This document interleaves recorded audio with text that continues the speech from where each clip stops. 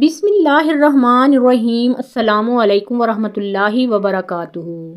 حضرت عمر فاروق رضی اللہ تعالیٰ عنہ کے عہد خلافت میں جب مسلمانوں کی فتوحات کا سیلاب شام میں داخل ہوا تو رومیوں میں مسلمان دشمنی کا جنون اس حد تک پہنچ گیا کہ وہ جنگی قیدیوں کو بھی نہایت بے دردی سے شہید کر ڈالتے تھے۔ عرب مورخین نے لکھا ہے کہ رومیوں نے تانبے کی ایک بہت بڑی گائے بنا رکھی تھی۔ اس کے پیٹ میں روغن زیتون ڈال کر نیچے آگ جلاتے رہتے تھے۔ اگر مسلمان قیدی نصرانیت قبول کر لیتے تھے تو ان کو چھوڑ دیتے اور اگر اپنا دین ترک کرنے سے انکار کرتے تو انہیں کھولتے ہوئے تیل میں ڈال دیتے۔ ایک دفعہ شام کے ایک معرکے میں 80 یا 81 مجاہدین رومیوں کے ہاتھ اسیر ہو گئے۔ ان مسلمان قیدیوں میں ایک قوی الجثہ صاحب رسول صلی اللہ علیہ وآلہ وسلم بھی تھے۔ ان کی پیشانی نور سعادت سے درخشاں تھی اور چہرے پر عجیب قسم کا جلال تھا۔ شامی لشکر میں خود شاہ روم موجود تھا۔ رومی ان صاحب رسول صلی اللہ علیہ وآلہ وسلم کو پکڑ کر بادشاہ کے پاس لے گئے۔ بادشاہ نے ان کو نصرانی مذہب قبول کرنے کی دعوت دی لیکن انہوں نے صاف انکار کر دیا۔ بادشاہ نے ان سے کہا کہ اپنا انجام اچھی طرح سوچ لو۔ اگر تم اپنے انکار پر قائم رہے تو تمہیں کھولتے ہوئے تیل میں ڈال دیا جائے گا۔ ان صاحب رسول صلی اللہ علیہ وآلہ وسلم نے بے دھڑک جواب دیا کہ خواہ کچھ بھی کرو میں اپنا دین نہیں چھوڑوں گا۔ اب رومی ان کو خوف زدہ کرنے کے لیے ایک اور مسلمان قیدی کو بادشاہ کے سامنے لائے۔ اس نے اس قیدی کو بھی اسلام ترک کرنے کے لیے کہا لیکن اس بندہ حق نے بھی صاف انکار کر دیا۔ اس پر رومی ظالموں نے اسے کھولتے ہوئے تیل میں ڈال دیا اور وہ آنن فانن جل بھن کر کباب ہو گیا۔ وہ صاحب رسول صلی اللہ علیہ وآلہ وسلم اپنے مظلوم ساتھی کا انجام دیکھ کر رونے لگے۔ رومیوں نے کہا اب موت سے ڈر کر روتے کیوں ہو؟ ابھی بھی وقت ہے، نصرانیت قبول کر لو تو ہم تمہیں رہا کر دیں گے۔ رومیوں کی بات سن کر ان صاحب رسول صلی اللہ علیہ وآلہ وسلم کی آنکھوں میں ایک نورانی چمک پیدا ہوئی اور انہوں نے بڑے پرجلال لہجے میں فرمایا، میں موت سے ڈر کر نہیں روتا بلکہ اس بات پر روتا ہوں کہ اللہ کی راہ میں قربان کرنے کے لیے میرے پاس صرف ایک جان ہے۔ کاش ایک جان کی بجائے میرے ہر بال کی جگہ ایک ایک جان ہوتی اور میں ان سب جانوں کو راہ حق میں نثار کر دیتا۔ رومی ان کی قوت ایمانی دیکھ کر حیران رہ گئے اور ایسے پختہ ایمان والے شخص کو اپنے دین میں داخل کرنے کے لیے اور بےتاب ہو گئے۔ انہوں نے ان صاحب رسول صلی اللہ علیہ وآلہ وسلم سے کہا کہ اگر ہمارے بادشاہ کی پیشانی پر بوسہ دو تو ہم تمہیں ابھی رہا کر دیں گے۔ انہوں نے صلیب پرست بادشاہ کی پیشانی چومنے سے بھی صاف انکار کر دیا۔ اب رومیوں نے انہیں مال و دولت اور حسین عورتوں کا لالچ دیا لیکن انہوں نے ہر ترغیب کو ٹھکرا دیا۔ آخر قیصر روم نے کہا کہ میری پیشانی چوم لو تو تمام مسلمان قیدی چھوڑ دیے جائیں گے۔ اپنے مسلمان بھائیوں کی خاطر وہ صاحب رسول صلی اللہ علیہ وآلہ وسلم اب فوراً آگے بڑھے اور بادشاہ کی پیشانی کو چوم لیا۔ اس طرح 80 مسلمانوں کی قیمتی جانیں بچ گئیں۔ یہ صاحب رسول صلی اللہ علیہ وآلہ وسلم جب مدینہ منورہ آئے اور امیر المومنین حضرت عمر فاروق رضی اللہ تعالیٰ عنہ کو یہ واقعہ سنایا تو انہوں نے فرط مسرت سے ان کی پیشانی چوم لی اور دوسرے مسلمانوں سے بھی فرمایا کہ وہ ان کے سر کو بوسہ دیں۔ عزم و استقلال کے یہ پہاڑ جن کے اخلاص و ایثار کو خلیفہ عرب و عجم حضرت عمر فاروق اعظم رضی اللہ تعالیٰ عنہ نے بھی خراج تحسین پیش کیا۔ حضرت عبداللہ بن حذیفہ سہمی رضی اللہ تعالیٰ عنہ تھے۔ حضرت ابو حذیفہ عبداللہ بن حذیفہ رضی اللہ تعالیٰ عنہ قریش کی شاخ بنو سہم سے تھے۔ حضرت عبداللہ بن حذیفہ رضی اللہ تعالیٰ عنہ کو اللہ تعالیٰ نے فطرت سلیم سے نوازا تھا۔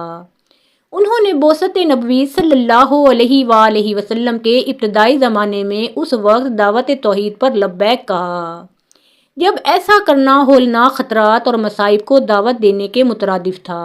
سعادت اندوز اسلام ہونے کے بعد حضرت عبداللہ رضی اللہ تعالیٰ عنہ بھی دوسرے اہل حق کی طرح کفار کے ظلم و ستم کا نشانہ بن گئے۔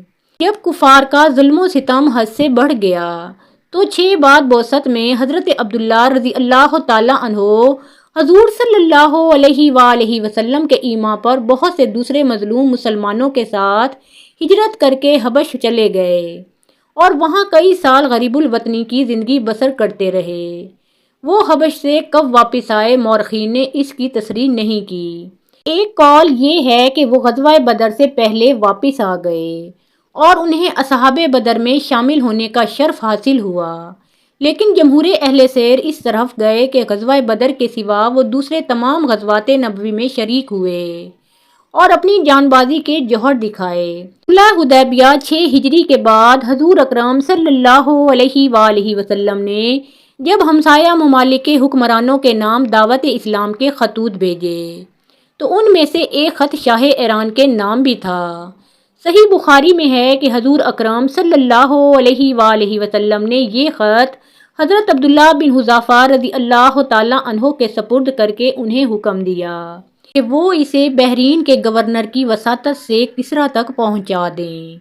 حضرت عبداللہ بن حذافہ رضی اللہ تعالیٰ عنہ نے نہایت حسن خوبی سے حضور صلی اللہ علیہ وآلہ وسلم کے ارشاد کی تعمیل کی اور مکتوب نبوی صلی اللہ علیہ وآلہ وسلم کو بحفاظت تمام حاکم بحرین تک پہنچا دیا۔ اہل سیر نے یہ وضاحت نہیں کی کہ حاکم بحرین نے یہ خط دے کر حضرت عبداللہ رضی اللہ تعالیٰ عنہ ہی کو مدائن بھیجا یا اپنے کسی آدمی کے ہاتھ اسے پایا تخت روانہ کیا تھا۔ بہر صورت یہ خط کسریٰ تک پہنچ گیا۔ مورخین نے بالعموم اس مکتوب نبوی صلی اللہ علیہ وآلہ وسلم کے مندرجات اس طرح نقل کیے ہیں: بسم اللہ الرحمن الرحیم، محمد رسول اللہ صلی اللہ علیہ وآلہ وسلم کی طرف سے کسریٰ سردار ایران کے نام ہدایت پر چلنے اور اللہ اور رسول پر ایمان لانے والے کے لیے سلامتی ہو۔ میں تجھے اللہ کا بلاوا دیتا ہوں کیونکہ مجھے اللہ نے تمام انسانوں کی طرف بھیجا ہے تاکہ میں ہر زندہ شخص کو ڈراؤں۔ کافروں کے متعلق اللہ کی بات پوری ہو کر رہے گی، اسلام لا سلامت رہے گا، اگر تو انکار کرے تو تمام مجوسیوں کا وبال تجھی پر پڑے گا۔ حضرت عبداللہ بن حذافہ رضی اللہ تعالیٰ عنہ کو نبی رحمت صلی اللہ علیہ وآلہ وسلم سے بے پناہ عقیدت تھی اور لسان رسالت صلی اللہ علیہ وآلہ وسلم سے نکلے ہوئے ہر لفظ کی صداقت پر ان کا یقین کامل مثالی حیثیت رکھتا تھا۔ صحیحین میں حضرت انس بن مالک رضی اللہ تعالیٰ عنہ سے روایت ہے کہ ایک دن آفتاب ڈھلنے کے بعد رسول اللہ صلی اللہ علیہ وآلہ وسلم باہر تشریف لائے اور صحابہ کو ظہر کی نماز پڑھائی۔ جب سلام پھیر چکے تو منبر پر کھڑے ہوئے اور قیامت کا ذکر فرمایا۔ اس ضمن میں یہ بھی ذکر کیا کہ قیامت سے پہلے بڑے بڑے واقعات رونما ہوں گے۔ اس کے بعد حالت جلال میں فرمایا، جسے جو پوچھنا ہو پوچھ لے۔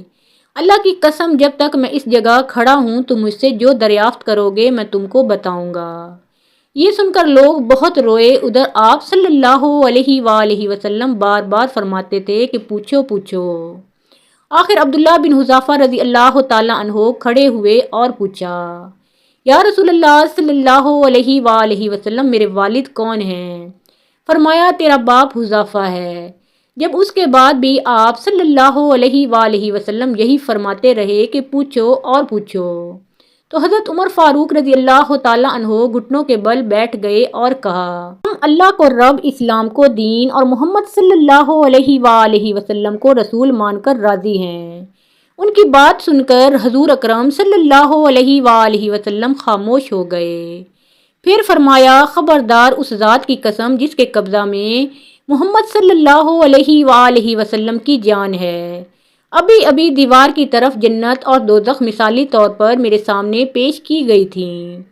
میں نے برائی اور بھلائی کا ایسا منظر جیسا آج دیکھا کبھی نہیں دیکھا۔ ابن شہاب رحمۃ اللہ علیہ نے اپنی اسناد سے اس واقعہ پر یہ اضافہ کیا ہے کہ عبداللہ بن حذافہ رضی اللہ تعالیٰ عنہ کی والدہ نے عبداللہ رضی اللہ تعالیٰ عنہ سے کہا کہ تجھ جیسی نالائق اولاد میں نے نہیں دیکھی۔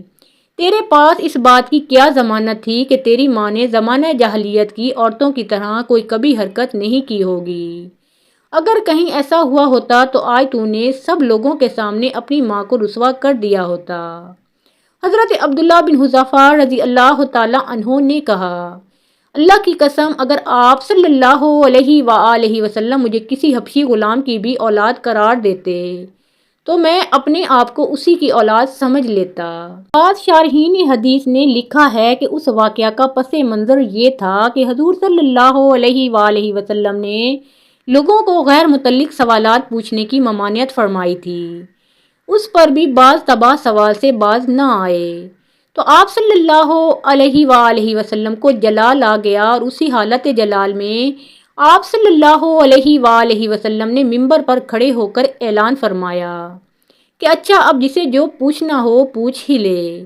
حضرت عبداللہ بن حذافہ رضی اللہ تعالی عنہ نے اپنے باپ کے بارے میں جو سوال کیا تھا، اس کی وجہ یہ تھی کہ بعض لوگ ان کے نسب میں تہمت لگاتے تھے۔ صحیح بخاری میں روایت ہے کہ ایک دفعہ رسول اکرم صلی اللہ علیہ وآلہ وسلم نے حضرت عبداللہ بن حذافہ رضی اللہ تعالی عنہ کو کسی سریہ میں امیر بنا کر بھیجا، اور ان کے ماتحت مجاہدین کو حکم دیا کہ کسی بات میں ان کی حکم عدولی نہ کرنا۔ حضرت عبداللہ رضی اللہ تعالی عنہ کسی بات پر اپنے ساتھیوں سے ناراض ہو گئے اور انہیں لکڑیاں جمع کر کے آگ جلانے کا حکم دیا۔ انہوں نے حکم کی تعمیل کی تو بولے کہ کیا رسول اللہ صلی اللہ علیہ وآلہ وسلم نے تمہیں میری اطاعت کا حکم نہیں دیا؟ تو انہوں نے جواب دیا کہ بے شک دیا ہے۔ حضرت عبداللہ رضی اللہ تعالی عنہ نے کہا تو پھر میں تمہیں باحیثیت امیر کے حکم دیتا ہوں کہ اس آگ میں کود پڑو۔ پہلے تو سب لوگ اس پر تیار ہو گئے، لیکن پھر کچھ سوچ کر ایک دوسرے کی طرف دیکھنے لگے۔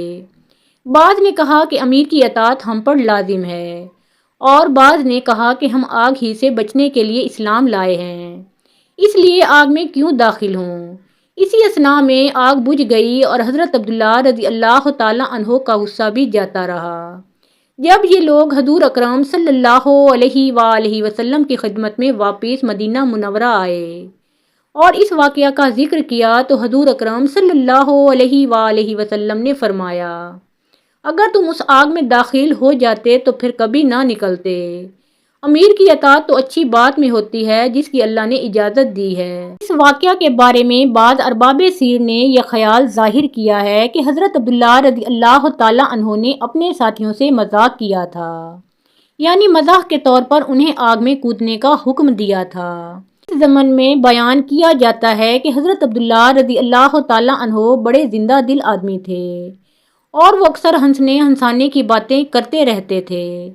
ابن عساکر رحمۃ اللہ علیہ نے زہری رحمۃ اللہ علیہ سے روایت کی ہے کہ ایک دفعہ بعض صحابہ کرام رضی اللہ تعالی عنہم نے حضور اکرم صلی اللہ علیہ وآلہ وسلم سے شکایت کی کہ حضرت عبداللہ بن حذافہ رضی اللہ تعالی عنہ مزاحیہ باتیں کرتے ہیں۔ آپ صلی اللہ علیہ وآلہ وسلم نے فرمایا، اسے چھوڑ دو، اس کا اندرون اللہ اور اللہ کے رسول صلی اللہ علیہ وآلہ وسلم کو دوست رکھتا ہے۔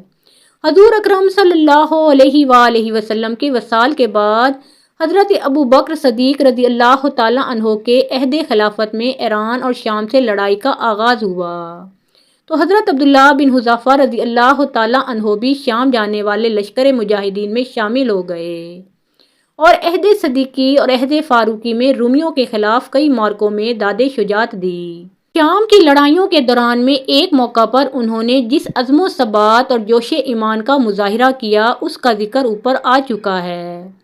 یہ واقعہ عرب مورخین نے تواتر کے ساتھ نقل کیا ہے۔ علامہ بلازری رحمۃ اللہ علیہ کا بیان ہے کہ حضرت عبداللہ بن حذافہ رضی اللہ تعالی عنہ نے مصر کی فتوحات میں بھی حضرت عمر ابن العاص رضی اللہ تعالی عنہ کے ساتھ مل کر حصہ لیا۔ ابن اسیر رحمۃ اللہ علیہ نے اسد الغابہ میں لکھا ہے کہ حضرت عبداللہ رضی اللہ تعالی عنہ نے حضرت عثمان غنی رضی اللہ تعالی عنہ کے عہد خلافت میں مصر ہی میں وفات پائی، اور اسی سرزمین کو ان کا مدفن بننے کا شرف حاصل ہوا۔ اللہ تعالیٰ کی ان پر ہزارہاں رحمتیں نازل ہوں۔ حضرت عبداللہ بن عباس رضی اللہ تعالی عنہ سے روایت ہے کہ ملک شام میں ایک یہودی رہتا تھا، وہ ہفتے کے دن تورات کی تلاوت کیا کرتا تھا۔ ایک دفعہ تورات کھولی تو اس نے 4 جگہوں پر حضور اکرم صلی اللہ علیہ وآلہ وسلم کی تعریف و توصیف دیکھی، تو یہودی نے وہ جگہ کاٹ کر جلا دی۔ اگلے ہفتے پھر تورات کھولی تو 8 جگہوں پر حضور صلی اللہ علیہ وآلہ وسلم کی نعت اور وصف کا ذکر پایا۔ اس نے وہاں سے بھی کاٹ کر جلا دیا۔ تیسرے ہفتے تورات کھولی، یہی ذکر 12 جگہ پر موجود پایا۔ یہودی یہ سوچنے لگا کہ اگر میں یوں ہی کرتا رہا تو ساری کی ساری تورات اس ذکر سے پُر ہو جائے گی۔ اپنے ساتھیوں سے پوچھنے لگا کہ حضرت محمد صلی اللہ علیہ وآلہ وسلم کون ہیں؟ تو انہوں نے جواب دیا کہ تمہارے لیے بہتر یہی ہے کہ نہ تم اسے دیکھو اور نہ وہ تجھے دیکھے۔ یہودی کہنے لگا کہ تورات کی قسم، مجھے اس کی زیارت سے نہ روکو۔ تو ساتھیوں نے اجازت دے دی اور وہ اپنی سواری پر سوار ہو کر رات دن منزل با منزل چلتا رہا۔ مدینہ منورہ کے قریب پہنچا تو سب سے پہلے حضرت سلمان فارسی رضی اللہ تعالیٰ عنہ سے ملاقات ہوئی۔ ان کے حسن کو دیکھ کر سمجھا کہ یہی محمد صلی اللہ علیہ وآلہ وسلم ہیں۔ حالانکہ آپ صلی اللہ علیہ وآلہ وسلم کو اس دنیا سے سفر کیے 3 دن ہو چکے تھے۔ حضرت سلمان فارسی رضی اللہ تعالیٰ عنہ اس بات سے روئے اور کہا، میں تو محمد صلی اللہ علیہ وآلہ وسلم کا خادم ہوں۔ یہودی بولا، پھر محمد صلی اللہ علیہ وآلہ وسلم کہاں ہیں؟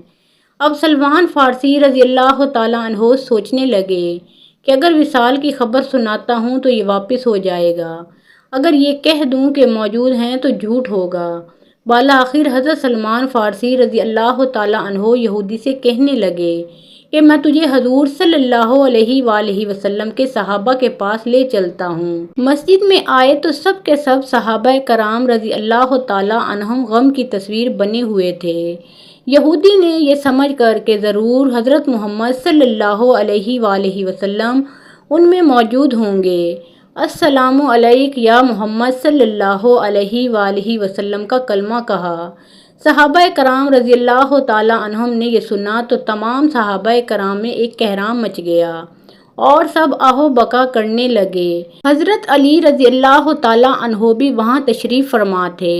آپ رضی اللہ تعالیٰ عنہ اس سے مخاطب ہو کر فرمانے لگے، اے حضور صلی اللہ علیہ وآلہ وسلم کے بارے میں پوچھنے والے، تجھے آپ صلی اللہ علیہ وآلہ وسلم سے کیا کام ہے؟ اس نے کہا، میں یہودی عالموں میں سے ہوں اور 80 سال سے تورات کا مطالعہ کر رہا ہوں۔ اس میں اللہ تعالیٰ نے بہت سے مقامات پر اپنے نبی محمد صلی اللہ علیہ وآلہ وسلم کا ذکر بڑی تفصیل سے کیا ہے اور میں اسی ذکر سے متاثر ہو کر آیا ہوں۔ اس نے مزید سلسلہ کلام جاری رکھتے ہوئے کہا، اور اب میں آپ صلی اللہ علیہ وآلہ وسلم کے ہاتھ پر بیعت کرنے حاضر ہوا ہوں۔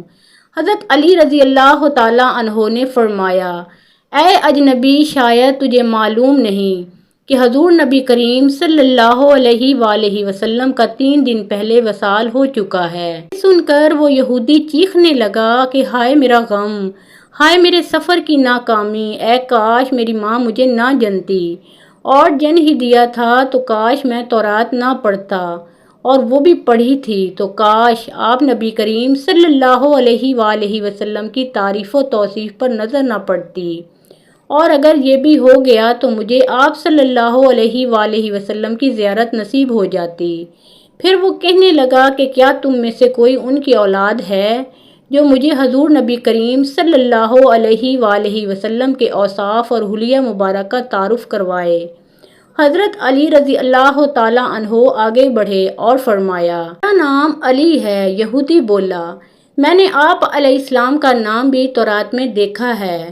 تو حضرت علی رضی اللہ تعالیٰ عنہ نے حضور نبی کریم صلی اللہ علیہ وآلہ وسلم کا حلیہ مبارک بیان کرنا شروع کیا کہ آپ صلی اللہ علیہ وآلہ وسلم نہ حد سے زیادہ لمبے تھے اور نہ ہی زیادہ چھوٹے تھے۔ سر مبارک گول تھا، پیشانی کشادہ اور آنکھوں کا رنگ خوب سیاہ تھا۔ آپ نبی کریم صلی اللہ علیہ وآلہ وسلم کی پلکیں دراز تھیں، ہنسی کے وقت دانتوں سے نورانی شعاعیں نکلتی تھیں، سینے سے لے کر ناف تک بالوں کی لکیر تھی، ہتھیلیوں پر گوشت تھا، قدموں کے تلوے قدرے گہرے تھے، بدن کے جوڑوں کی ہڈیاں موٹی تھیں، مثلاً کوہنیاں اور گھٹنے، اور آپ نبی کریم صلی اللہ علیہ وآلہ وسلم کے شانوں کے درمیان مہر نبوت تھی۔ یہودی کہنے لگا، اے علی رضی اللہ تعالیٰ عنہ، تو نے جو کچھ بتایا بالکل صحیح بتایا۔ تورات میں آپ نبی کریم صلی اللہ علیہ وآلہ وسلم کی تعریف و توصیف اسی طرح موجود ہے۔ پھر کہا محمد صلی اللہ علیہ وآلہ وسلم کا کوئی کپڑا موجود ہو تو میں اسے سونگھنا چاہتا ہوں۔ حضرت علی رضی اللہ تعالیٰ عنہ نے فرمایا، ہاں سلمان جاؤ اور فاطمہ رضی اللہ تعالیٰ عنہا سے کہو کہ رسول اللہ صلی اللہ علیہ وآلہ وسلم کا جبہ مبارک ذرا بھیج دیں۔ حضرت سلمان فارسی رضی اللہ تعالیٰ عنہ دروازے پر آئے اور دروازہ کھٹکھٹایا۔ اندر حسن و حسین رضی اللہ تعالیٰ عنہما رو رہے تھے۔ حضرت فاطمہ رضی اللہ تعالیٰ عنہا کی آواز آئی، یتیموں کا دروازہ کون کھٹکھٹا رہا ہے؟ تو حضرت سلمان فارسی رضی اللہ تعالیٰ عنہ نے اپنا نام بتایا اور حضرت علی رضی اللہ تعالیٰ عنہ کا پیغام دیا۔ وہ روتے ہوئے بولیں، میرے بابا کا جبہ مبارک کون پہنے گا؟ حضرت سلمان فارسی رضی اللہ تعالیٰ عنہ نے سارا قصہ سنایا۔ آپ رضی اللہ تعالیٰ عنہا جبہ مبارک نکال کر لے آئیں جو 7 جگہوں سے کھجور کے ریشے سے سلا ہوا تھا۔ حضرت علی رضی اللہ تعالیٰ عنہ نے اسے پکڑ کر سونگا، پھر دوسرے صحابہ کرام رضی اللہ تعالیٰ عنہم نے سونگا، پھر یہودی پکڑ کر سونگنے لگا اور کہتا تھا، واہ کیسی عمدہ خوشبو ہے۔ پھر اس کے بعد حضور اقدس صلی اللہ علیہ وآلہ وسلم کی قبر شریف پر حاضر ہوا اور آسمان کی طرف سر اٹھا کر کہنے لگا، اے اللہ میں گواہی دیتا ہوں کہ تو واحد یکتا و یگانہ ہے، کائنات تیری نیاز مند ہے اور تو بے نیاز ہے، اور میں یہ بھی گواہی دیتا ہوں اس قبر شریف میں تیرا حبیب صلی اللہ علیہ وآلہ وسلم ہے۔ جو کچھ انہوں نے فرمایا میں اس کی تصدیق کرتا ہوں اور ان پر ایمان لاتا ہوں۔ اے اللہ اگر میرا اسلام تیری بارگاہ میں قبول ہے تو میری روح کو ابھی قبض کر لے، یہ کہہ کر وہیں گر کر اس نے جان دے دی۔ حضرت علی رضی اللہ تعالیٰ عنہ نے اسے غسل دیا اور جنت البقیع میں دفن کر دیا۔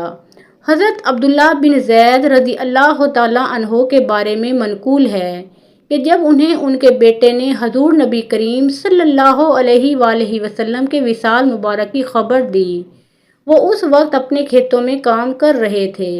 آپ نبی کریم صلی اللہ علیہ وآلہ وسلم کے وصال کی خبر سن کر غمزدہ ہو گئے اور بارگاہ الہی میں ہاتھ اٹھا کر یہ دعا کی، اے میرے اللہ میری آنکھوں کی بینائی اب ختم کر دے تاکہ میں اپنے محبوب حضرت محمد مصطفیٰ صلی اللہ علیہ وآلہ وسلم کے بعد کسی دوسرے کو دیکھ ہی نہ سکوں۔ اللہ تعالیٰ نے اسی وقت ان کی دعا قبول فرما لی۔ محترم ناظرین، اگر ویڈیو پسند آئی ہو تو لائک شیئر کریں۔ مزید اسلامی واقعات اور سبق آموز کہانیاں سننے اور دیکھنے کے لیے ہمارے اس چینل کو سبسکرائب کریں۔